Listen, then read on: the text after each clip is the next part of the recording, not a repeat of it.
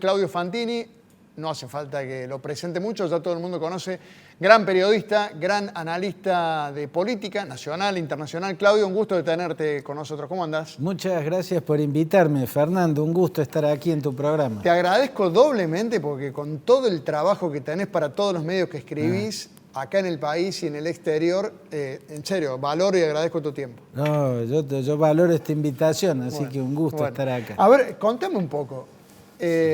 ¿Hasta dónde puede llegar esta situación en Ucrania? ¿Puede, como sugirió Biden, que haya una tercera guerra mundial?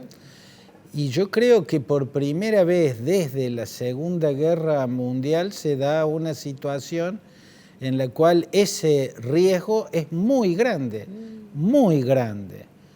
Por primera vez, yo creo que no hubo otro acontecimiento de tanto riesgo, porque si se quiere, normalmente para encontrar momentos así de peligro muy intenso, la mente se remonta automáticamente a 1962, la crisis de los misiles, donde yo creo que pueden estar algunas claves de interpretación de cuál puede ser la salida de esta crisis. En la crisis de los misiles, por el hecho de que quedaron duramente enfrentadas cuando aparecieron los misiles nucleares soviéticos en la isla de Cuba y Kennedy tomó una posición muy firme, dio la impresión que el mundo estaba en la cornisa de una guerra nuclear, pero era fácilmente evitable si había voluntad y racionalidad para evitarla, y la tenían las dos cabezas en ese momento. No Fidel Castro, que se opuso al acuerdo al que llegaron Khrushchev y Kennedy, que fue: yo saco los misiles de Cuba y ustedes sacan los misiles Pershing que están apuntando a la Unión Soviética desde Turquía, y además se comprometen a no atacar y no invadir nunca Cuba. Castro rechazó ese acuerdo, pero Kennedy y Khrushchev fácilmente encontraron una puerta de racionalidad para entenderse. Fuera de eso, en este caso se da una situación en la cual los elementos de negociación son más complejos, porque hasta acá la OTAN mira desde afuera. El problema es, ¿qué pasa si la guerra trasciende las fronteras de Ucrania? Yo creo que de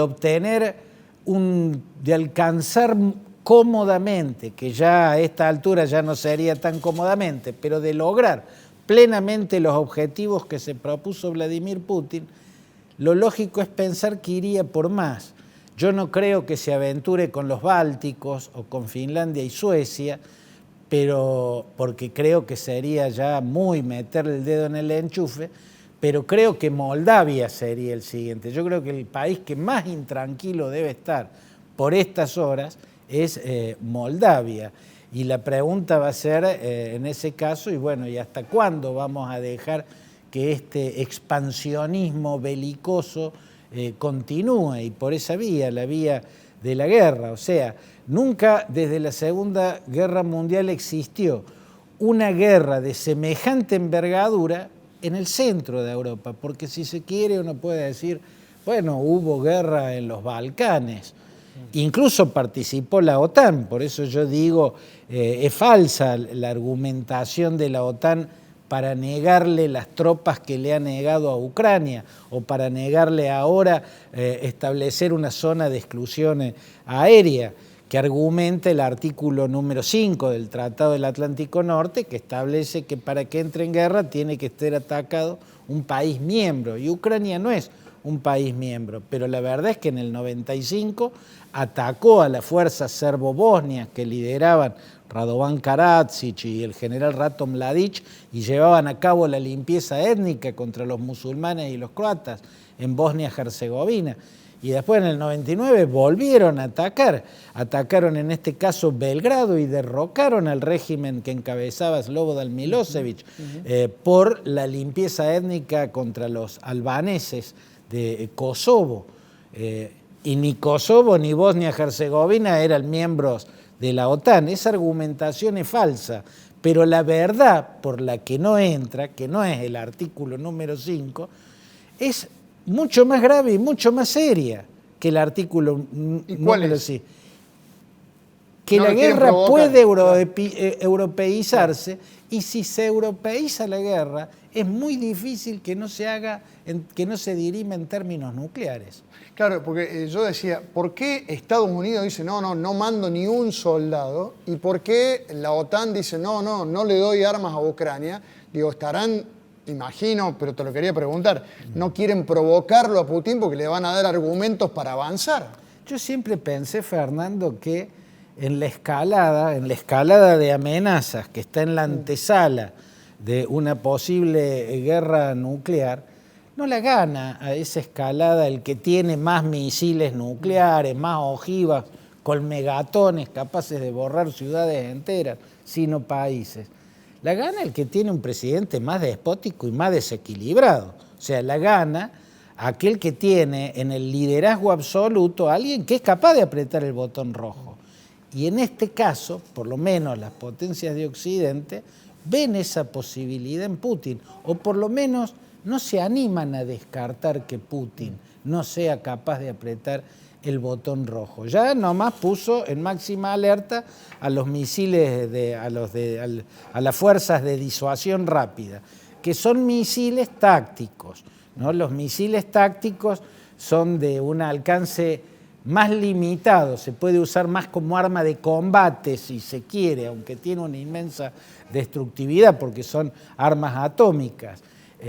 Pero ya si se da ese paso y después de lanzado el primer misil táctico, ya es muy difícil frenar lo que viene por detrás.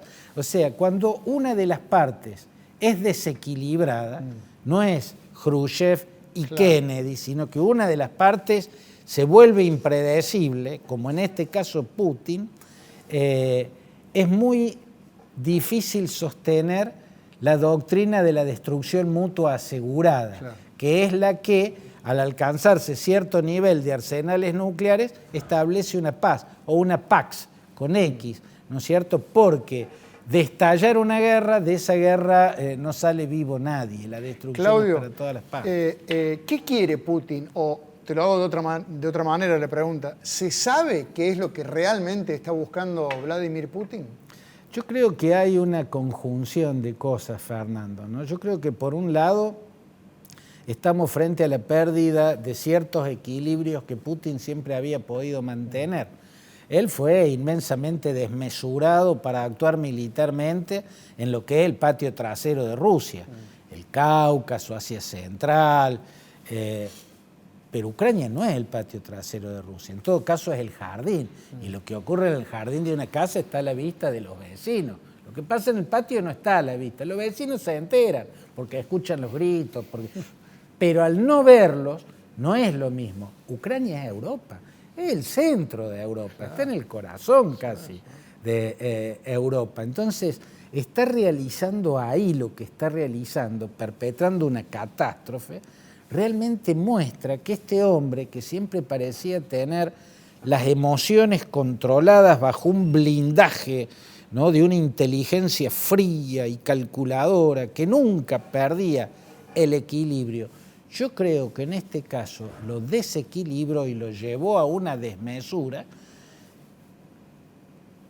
Zelensky, creo que a él lo saca de quicio que no le teman, ¿no? Necesita ser temido, y cuando no es temido se encuentra con una situación que no entiende, ¿no? Cuando no es temido, como Navalny, que regresa de Alemania a Rusia, lo habían envenenado en Siberia, Y vuelve. lo salva Angela Merkel, que lo lleva a Alemania para hacerlo curar, y después vuelve. Con eso Navalny hizo lo peor que se puede hacer con Putin, demostrar que no le teme. Y Putin actuó como actúa cuando le demuestran que no le temen. Lo metió preso, y que patalee el mundo, lo metió preso. En este caso lo mismo, que no le teman, y que para colmo, quien no le teme sea un presidente joven, inexperto, que hizo fama y fortuna en el campo de la actuación cinematográfica y televisiva, además en el terreno del humor, es algo que él no puede entender, y creo que lo desequilibró y que lo hizo actuar con una desmesura que normalmente él sabe controlar. Eso por un lado. Por otro lado está algo ideológico. Él es un ultraconservador. Los ultraconservadores han, digamos, tienen como quintesencia de su pensamiento la Rusia zarista. El ultraconservadurismo en Rusia es una cuestión político-religiosa geográfica. Políticamente es el poder absoluto, ¿no? Los zares eran monarcas absolutistas. Todos los zares fueron expansionistas. Es como que ideológicamente el ultranacionalismo entiende que un buen gobernante ruso, o la calidad de un gobernante ruso, se mide con la extensión del mapa. Si al cabo de su gobierno el mapa creció, fue un excelente gobernante. Si al cabo de su gobierno el mapa está igual, fue un mediocre gobernante. Y si al terminar su gobierno el mapa decreció, fue un pésimo gobernante.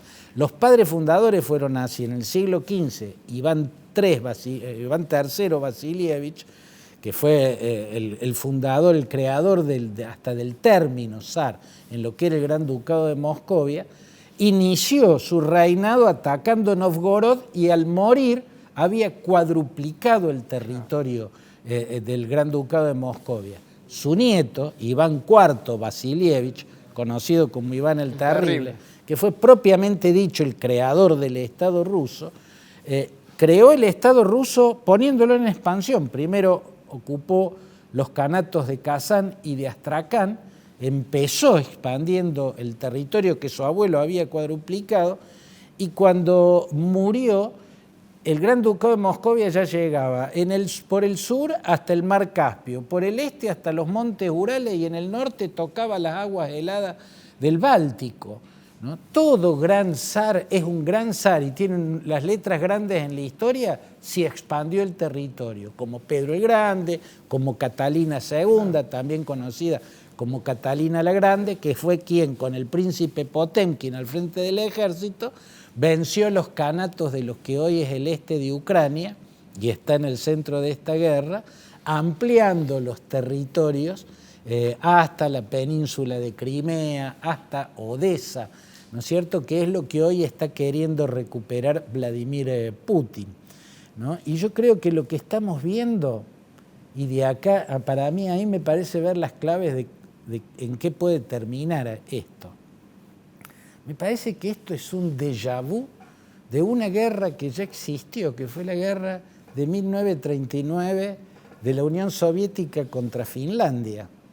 En 1930 se le llamó la guerra de invierno porque duró los 3 meses de invierno, 3 meses y un puchito. Fueron 3 meses y 13 días que duró esa guerra. Estalló a finales de noviembre de 1939. La Unión, cuando uno ve cómo fue esa guerra, yo me pongo a recordar y es exactamente lo mismo. La Unión Soviética le reclamaba por una cuestión de seguridad, le reclamaba a Finlandia que le diera un territorio que se llama Karelia, que equivale al 10%, 11% de todo el territorio finlandés.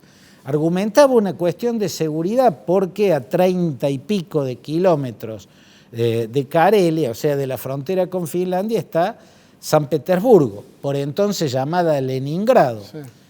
Finlandia decía que no, ofrecía un canje de territorios. Karelia es una zona muy rica de Finlandia y los finlandeses no querían canjear territorios, salían perdiendo si canjeaban territorios.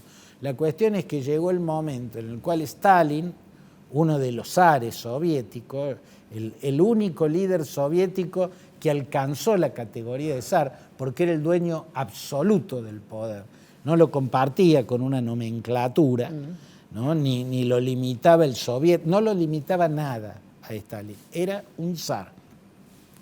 Entonces se salió de quicio de que no lo obedecieran y lanzó la invasión. La guerra de invierno duró 3 meses y empezó igual. Los finlandeses sorprendieron, país chico, poco poblado, con un ejército infinitamente menor al ejército soviético, empezaron con una resistencia heroica que tomó por sorpresa a los soviéticos. El mundo empezó a mirar a Finlandia cómo estaba resistiendo al ejército soviético. Por supuesto que a la larga, ya después del segundo mes, cumplido el segundo mes, los soviéticos empezaron a vencer esas resistencias y terminaron ganando, por lo cual Finlandia perdió el 10% de su territorio o el 11% de su territorio, que era una zona rica, así como el Donbass es una parte muy rica porque es muy minera, hay mucha minería. Y quedó obligada a la neutralidad. Finlandia desde entonces dijo, vamos a ser neutrales, firmó un compromiso de neutralidad con Moscú. Por eso nunca después, cuando se formó la OTAN, Finlandia no entró a la OTAN, por aquel compromiso. Pero perdió territorio, se comprometió a la neutralidad, pero preservó su soberanía. O sea, no se convirtió en una república soviética, ni se convirtió en un estado títere de la Unión Soviética. No tuvo regímenes títeres en Helsinki que fueran manejados desde Moscú. Y yo creo que ese va a ser el final. Después esa guerra tuvo otros momentos, cuando entraron los alemanes a la Unión Soviética y la Unión Soviética tuvo que mandar todas sus fuerzas a proteger las otras áreas, los finlandeses volvieron a entrar, pero digamos, finalmente 3, 4 años después todo terminó como había terminado la guerra de invierno, sin los territorios disputados, con neutralidad obligada, pero soberano, sin régimen títere. Y yo creo que Ucrania, si esto no se europeiza, cosa que si ocurre ya entramos a una dimensión de la más peligrosa de todas, pero si no se europeiza, lo mejor que puede pasar en Ucrania, a lo que a esta altura puede aspirar tiene que aceptar que al Donbass lo pierde y que Crimea la pierde, en todo caso negociar una soberanía compartida en Crimea o que alguna parte de Crimea, donde está el puerto de Sebastopol, que es tan estratégico, por ejemplo, quede del lado ucraniano, pero pierde territorios y va a tener que comprometerse a la neutralidad sí o sí, a la OTAN, de la OTAN que se olvide, pero si logra salvar una parte importante de su territorio, salvar la soberanía, salvar la democracia, no quedar con un régimen títere, va a ser su éxito, como aquel de Finlandia, que además a la Unión Soviética en aquel momento las potencias de Occidente pusieron el grito en el cielo, la sancionaron, la sacaron de la Sociedad de Naciones, que es la previa a la ONU, que vino después, pero no mandaron tropas a defender a los finlandeses, se defendieron solos. Y cuando terminó la guerra de los 100 días, la Unión Soviética estaba mal vista en el mundo y los finlandeses estaban vistos como héroes que salvaron su soberanía. Yo pienso que ese es el final al que pueden aspirar por hoy con realismo los ucranianos. Excelente, como siempre. Me quedo con ganas de preguntarte por la posición de Estados Unidos, la posición de China, pero se me acabó el tiempo. Así que... Bueno. Pero la verdad que es muy interesante escucharte. Va a ser un gusto continuarlo cuando quieras. Me encanta.